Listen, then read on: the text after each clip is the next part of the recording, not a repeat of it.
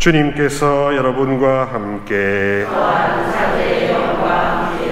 루카가 전한 거룩한 복음입니다. 요한의 심부름꾼들이 돌아가자 예수님께서 요한을 두고 군중에게 말씀하기 시작하셨다. 너희는 무엇을 구경하려 광야에 나갔더냐? 바람에 흔들리는 갈대냐? 아니라면 무엇을 보러 나갔더냐? 고운 옷을 입은 사람이냐? 화려한 옷을 입고 호화롭게 사는 자들은 왕국에 있다. 아니라면 무엇을 보러 나갔더냐? 예언자냐? 그렇다. 내가 너희에게 말한다. 예언자보다 더 중요한 인물이다. 그는 성경에 이렇게 기록되어 있는 사람이다. 보라, 네 앞에 나의 사자를 보낸다. 그가 네 앞에서 너의 길을 닦아 놓으리라. 내가 너희에게 말한다. 여자에게서 태어난 이들 가운데 요한보다 더 큰 인물은 없다. 그러나 하느님의 나라에서는 가장 작은이라도 그보다 더 크다. 요한의 설교를 듣고 그의 세례를 받은 백성들은 세리들까지 포함하여 모두 하느님께서 의로우시다는 사실을 받아들였다. 그러나 요한에게서 세례를 받지 않은 바리사이들과 율법 교사들은 자기들을 위한 하느님의 뜻을 물리쳤다. 주님의 말씀입니다. 그리스도님 찬양합니다. 평화를 빕니다. 네, 우리가 믿는 하느님은 일단은 자비하시고 그리고 정의로우신 분이십니다. 자비하시다는 것은 모성애처럼 모든 것을 감싸주시고 녹여주시고 데워주시고 풀어주시고 열어주시는 그런 자비로우신 아버지 또 자비로우신 어머니, 이 모든 모습을 간직하고 계신 사랑의 신이라는 뜻입니다. 그리고 정의롭다, 의롭다 하는 것은 법률적이거나 재판적이거나 권리투쟁의 그것이 아니라 관계적인 정의를 이야기하는 겁니다. 쉽게 말해 카이사르의 것은 카이사르에게 돌리고 하느님의 것은 하느님에게 돌리는, 즉 하느님의 권리를 침해하지 않고 나의 권리를 침해당하지 않는 그런 경계선을 인식하고 의식하고 망각하지 않는 것을 정의라고 하는 겁니다. 그래서 하느님 것과 내 것을 분명하게 구분할 줄 아는 사람이 현명한 사람이요 행복한 사람이라고 성경은 가르치고 있습니다. 그런데 오늘날 많은 사회가 네 것, 너의 것을 주장하지 않으면 완전 바보라고 놀려대고 있으니 우리가 자기 것을 주장하지 않으면 완전 무능한 사람으로 낙인 찍어버리지 않습니까? 필요한 권리는 주장을 당연히 해야 되겠지만 그러나 주장만 하고 책임은 지지 않는 세상의 논리가 교회 안에서도 너무 흔한 것이 안타깝습니다. 예수님께서 오늘 27절에 보라, 네 앞에 나의 사자를 보낸다. 그가 내 앞에서 너의 길을 닦아 놓으리라 하고 인용하신 구약의 성경은 다음의 두 구절을 병합한 그런 인용입니다. 탈출기 23장 20절에는 이런 말씀이 있습니다. 보라, 내가 너희 앞에 천사를 보내어 길에서 너희를 지키고 내가 마련한 곳으로 너희를 데려가게 하겠다. 그래서 주님께서 먼저 앞서 보호하시고 인도하신다는 주님의 주권을 강조한 것입니다. 말라기서 3장 1절의 말씀은 이렇습니다. 보라, 내가 나의 사자를 보내니, 이 사자는 메신저죠. 그가 내 앞에서 길을 닦으리라. 그래서 예언자, 봉사자는 주님이 오실 길을 닦고 자기는 감쪽같이 사라지는 것입니다. 루카복음 7장 28절에서는 이런 메시지가 나타납니다. 엘리사벳이라는 섭녀에 해당되었던 노령의 여인에게서 요한이라는 예언자가 탄생했다는 겁니다. 그리고 이것은 하느님께는 불가능한 것은 없다는 것을 똑똑히 알려주고 있는 겁니다. 그렇습니다. 하느님의 자비하심, 의로우심을 신뢰한다는 것은 다름 아니라 하느님께는 불가능한 것이 없다라는 것을 100% 받아들이는 겁니다. 자기 꾀를 부려서 술수를 부리는 사람을, 기술을 부리는 사람을 하나님은 축복하지 않으시지요.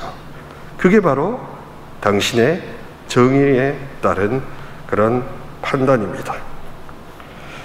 하느님께서는 자비로우시지만 그분의 자비를 몰라보거나 의식하지 않으면 하는 수 없이 심판이란 것을 꺼내실 수밖에 없는 겁니다. 그게 주님의 주권을 포기하시지 않는 방법이거든요. 하느님 나라에서 요한은 그저 예언자의 한 명에 불과할 것입니다.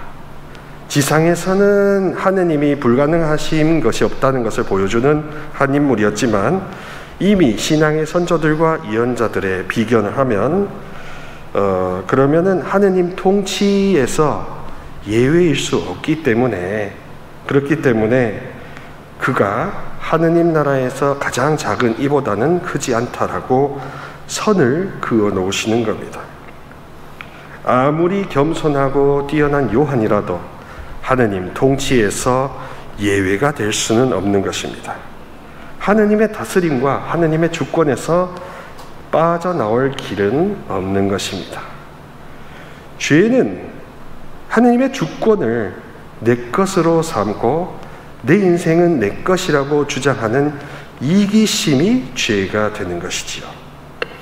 그 봉사가 됨으로써, 눈이 가려지는 봉사가 됨으로써 이제 모든 상황은 내 문제로 귀결된다고 오해합니다.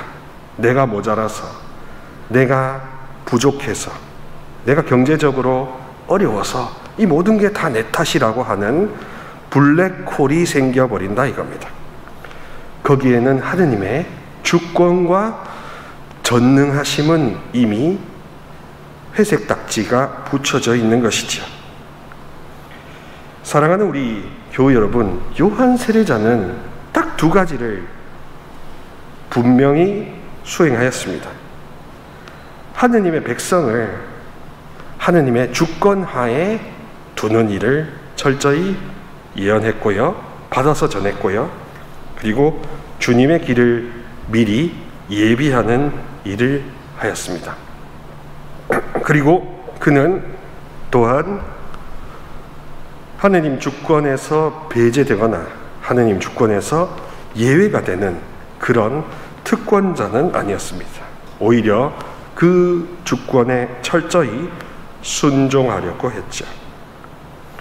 축복의 비결, 여러분의 문제가 열리고 풀리는 비결은 사심 없는 순종밖에 없습니다. 다른 꾀를 내어서 편한 길을 가시려고 하다 보면 그 편한 길이 상당히 불편한 길이 되고요, 하느님은 고통을 허락하심으로써 당신께 도움을 청하라고 일부러 감당하실 수 있는 범위 내에서만 악을 허락하신다고 아우구스티노 성인도 이야기하고 있습니다. 그래서 기도가 이제 주님께 돌아가는 리턴이 되도록 그렇게 하시는 거지. 오늘 복음을 통해서 우리는 두 가지를 생겨야 될 것입니다. 다시금 하느님께는 불가능한 것이 없다라는 가장 기초적인 믿음, 또 요한도 하느님의 통치, 주권에서 예외가 되지 않는다는 그런 것, 또 주님의 주권에 철저히 속해 있음으로써 모든 게 내 탓이라고, 내 부족한 탓이라고 그렇게 비난하는 블랙홀에 빠지지 않을 수 있는 것을 새겨주시면 좋겠습니다. 주님은 자비하시고 그 자비는 위대하시고 또 그 자비를 망각하는 영혼에게는 어쩔 수 없는 심판을 내리실 수밖에 없는 사랑의 회초리를 드시는 아버지이시지 않습니까?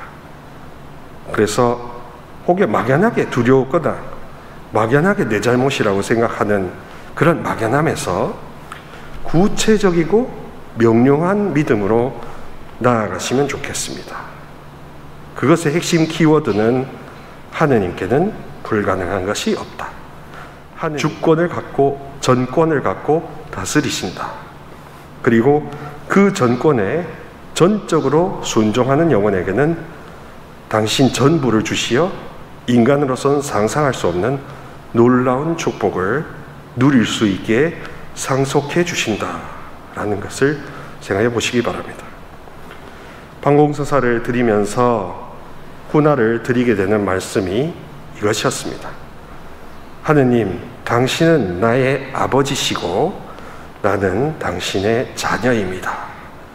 이 기초적인 믿음을 교우분들이 많이 잊고 계시더라고요. 코로나 상황이어서도 그렇지만 그 이전부터도 사실 이런 그리스도교의 관계적인 사랑을 많이 외면하고 계셨던 것 같습니다.